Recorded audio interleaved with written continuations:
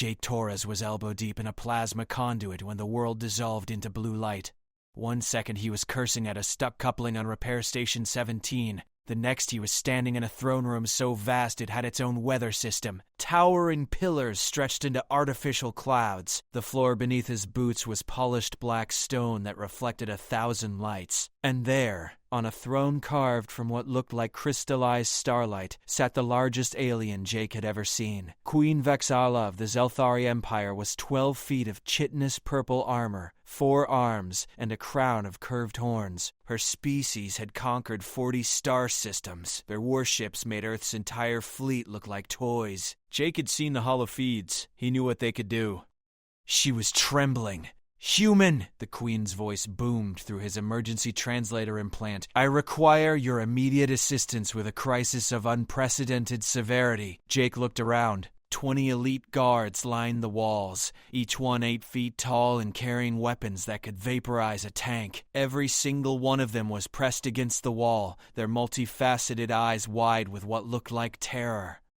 Your Majesty, I'm just a mechanic. I think you grabbed the wrong guy." "You are human, yes?" "Yeah, but then you are precisely who I need." The Queen shifted on her throne, and Jake realized she was trying to make herself smaller. "There is a creature loose on my flagship. My guards cannot stop it. My weapons cannot target it. My crew is in complete disarray." She paused, and her next words came out almost as a whisper. "It is a creature from your world." Jake's blood went cold. Had something from the old bio-warfare programs escaped? Was it one of the gene-modded predators from the colony wars? What kind of creature? The Queen gestured with one shaking arm toward the far end of the throne room. Jake squinted. At first he saw nothing. Then he heard it. A familiar, high-pitched buzzing. A tiny black speck zigzagged through the air, looping and diving with erratic energy. Jake stared. "That's a fly. Black. A housefly. Musca domestica. They're harmless." The Queen's entire body shuddered. "That thing has breached 17 secure zones. It has caused 4 diplomatic incidents. My chief admiral abandoned his post. It flew directly at Commander Zexthor's face, and he discharged his plasma rifle into the wall of the treaty chamber." She leaned forward, her voice dropping to a desperate hiss. "Do something, human." "It won't stop." Jake opened his mouth, closed it, looked at the fly again, then at the most powerful being in this sector of space, cowering on her throne. "You're serious. Our species has a neurological response to small flying creatures. We cannot control it. The erratic movement patterns, the sound frequency, the unpredictable flight path. It triggers complete systemic paralysis in our defensive reflexes. We are helpless against it." The fly buzzed past Jake's head. He swatted at it casually. The entire room gasped. Guards raised their weapons, not at the fly, but in pure reactive panic. Jake froze. "Okay, everyone calm down. I'll handle this." "You can stop it?" The Queen's hope was palpable. "Yeah. Give me a rolled-up magazine in 30 seconds. I do not understand these terms." Jake sighed and kicked off his boots. Better traction. The fly had landed on one of the pillars, rubbing its front legs together. Jake approached slowly, hands ready. The fly took off. He lunged, missed. It zipped past the Queen's head, and she shrieked, a sound that shook the pillars and sent every guard scrambling for the exits. "Sorry," Jake muttered. "It's faster than it looks." The fly darted through an open doorway. Jake ran after it, his socks sliding on the polished floor. Burst into a corridor lined with viewing ports that showed the endless black of space. Aliens of a dozen species pressed themselves against the walls as he passed, their eyes tracking the tiny buzzing terror that swooped and dove ahead of him. A delegation of crystalline beings scattered, shattering a ceremonial vase. A floating jellyfish-like ambassador deflated in panic and dropped to the floor. Jake felt insane. This was the galactic elite, species that had mastered faster-than-light travel, quantum computing, and stellar engineering, and they were running from a bug. The fly shot through another door into what looked like a command bridge. Holographic displays showed star charts and tactical data. Officers sat at stations arranged in a circle around a central platform. Every single one of them abandoned their posts the instant the fly entered. All arms blared. Automated systems began emergency lockdown procedures. "Wait, stop," Jake shouted. "Don't lock it in here with all these computers. Too late." Blast. Doors slammed shut. Jake was sealed in the bridge with the fly and a dozen terrified aliens who were now climbing on top of their consoles. The fly landed on a holographic display of a treaty document. Jake could see the text, some kind of non-aggression pact between the Zelthari and 3 neighboring empires. The meeting was scheduled to resume in 10 minutes. "Human!" A voice crackled through the room's speakers. The Queen. "Status report. It's on your treaty," Jake called back. "Tell me you have a backup." Silence. Then, the treaty signing is a live ceremony. 4 civilizations are watching. If we do not resume in 8 minutes, it will be considered a breach of protocol. So get them to wait. They do not know about the creature. We cannot tell them.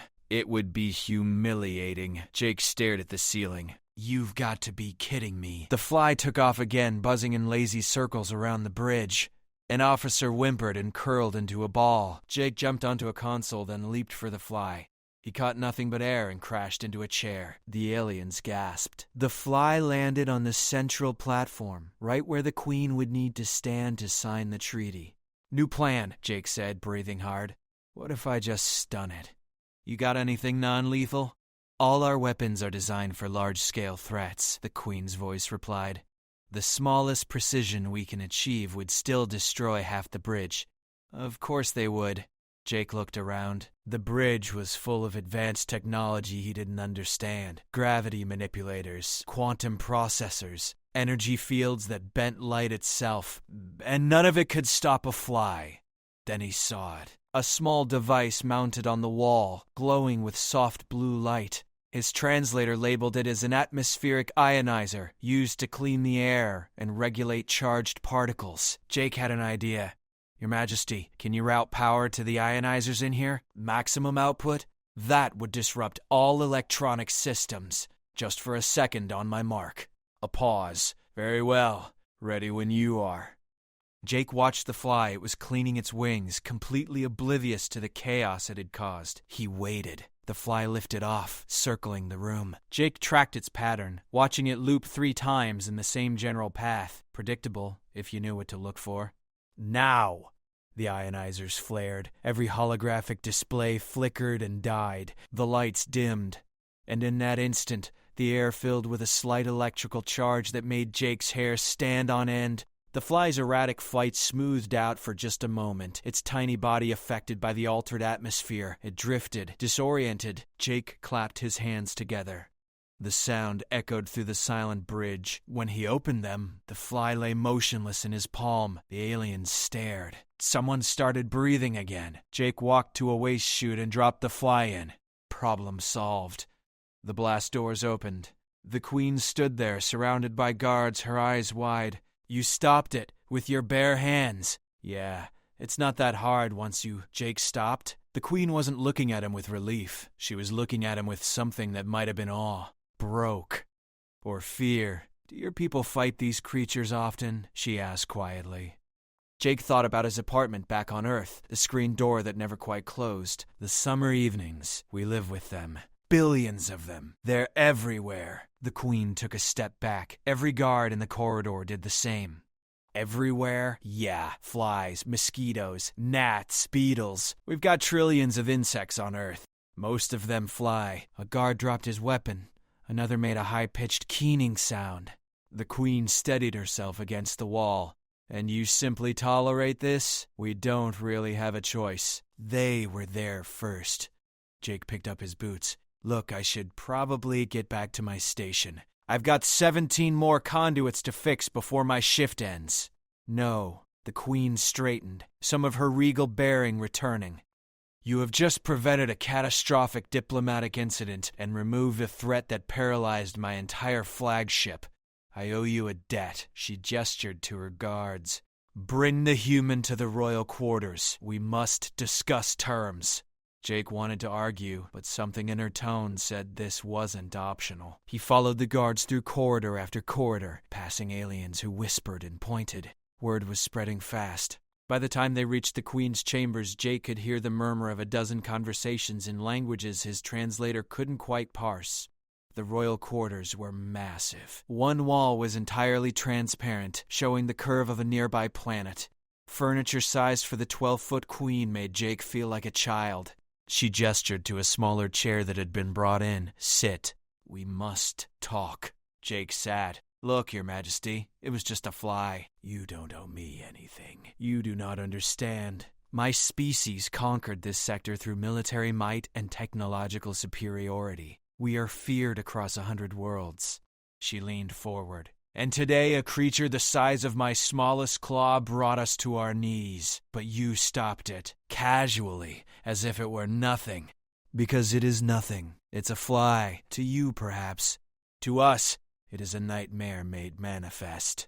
She stood and walked to the window. "I have received 14 emergency transmissions in the last 10 minutes. The other species saw what happened. They saw my guards flee. They saw my officers abandon their posts. They know our weakness now." Jake's stomach sank. "I'm sorry. I didn't mean to." "Do not apologize. You saved us from far worse." She turned back to him. "Weakened from them.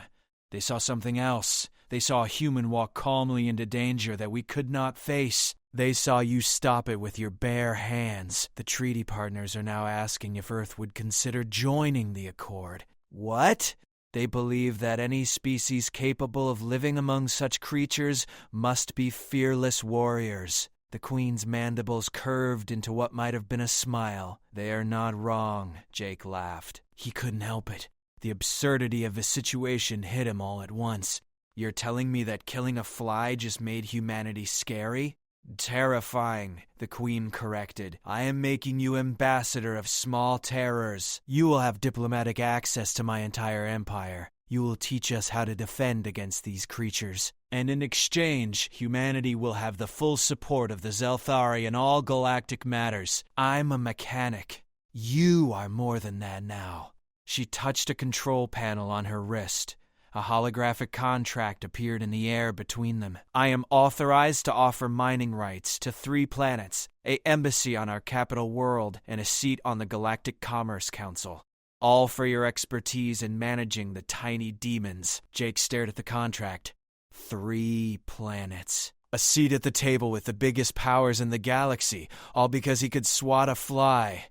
He thought about Earth, struggling to be taken seriously among the star-faring races. He thought about the resources those mining rights would bring, the opportunities. "There's one condition," he said. The Queen tilted her head. "Name it."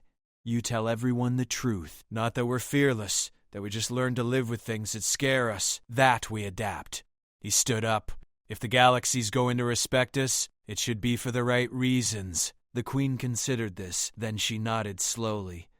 "Agreed. Though I suspect they will find that even more impressive." She was right. Within a week, the story had spread to every corner of the known galaxy. Humans, the species that lived among billions of flying terrors and thought nothing of it. Humans, who faced their fears so often they forgot to be afraid. Humans who could stop unstoppable threats with their bare hands and laugh about it afterward. Jake returned to his repair station to find it had been upgraded to a full diplomatic suite. His supervisor had been replaced by an ambassador. His plasma conduit wrench had been mounted in a case labeled "First Tool of the Ambassador of Small Terrors." He still laughed every time he saw it, but he also understood what it meant. Humanity had earned its place among the stars not through weapons or threats, but by doing what humans did best, dealing with problems one step at a time, no matter how small or terrifying those problems might. And somewhere on the Zelthari flagship, a new security protocol had been implemented. If any small flying creature was detected, the humans would be called first. Not weapons, not warriors, just people who knew how to swat a fly and get back to work. It was the most human solution Jake could imagine. And somehow, it had changed everything.